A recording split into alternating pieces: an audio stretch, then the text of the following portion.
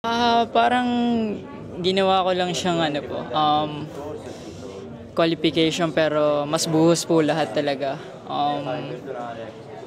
Wala nang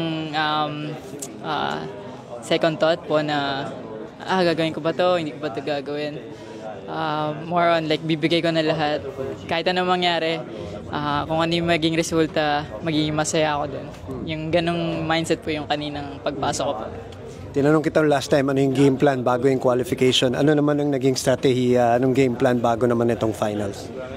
Maging positive lang po yung attitude ko and wala naman pong mangyayari kung magkamali ako. Ma-frustrate ako, wala rin mangyayari. More on magsaya po sa experience na to.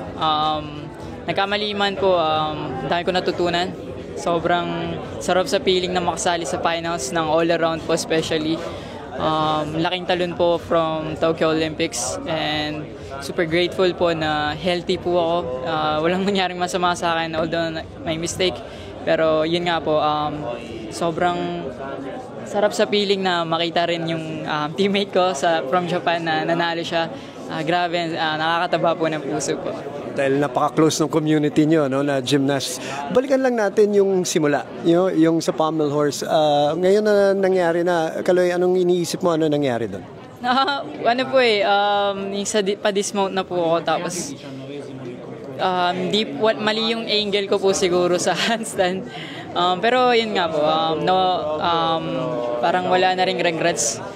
Nangyari na kung ano yung nangyari, tinanggap ko na po and move on po sa mga susunod na araw kasi meron pa po akong finals and di ko na po paano po ba mag-grieve po ba or malungkot kasi first of all binigay ko po yung buong puso ko, binigay ko yung best ko and healthy ako na natapos ko yung competition.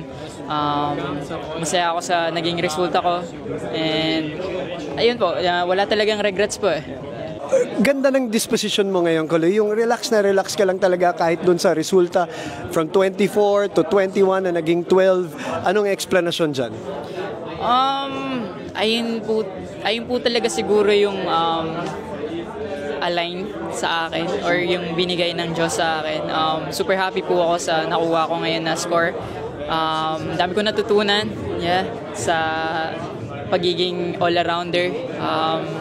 Yun po, gusto ko lang huwag na masyado i-stress yung sarili ko kasi ito yung lumabas po eh. And masaya naman po ako sa ginawa ko na performance.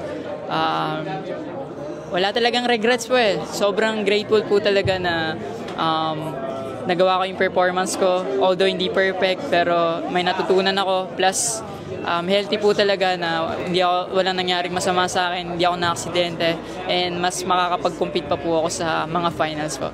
Of course, dalawa pa yung finals, dalawa pa yung paglalabanan natin. Ang daming pinagdadaanan ng mga Pilipino back home sa Pilipinas, alam mo naman yan. Daming hamon, daming nasalanta. Alam namin na yung laban mo para sa kanila rin. Anong message mo para sa kanila, Kaloy?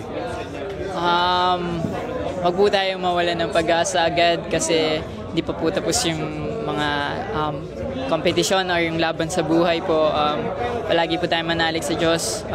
Manalangin tayo na huwag tayong pabayaan, bigyan tayo ng lakas sa pang-araw-araw po na ginagawa natin sa buhay.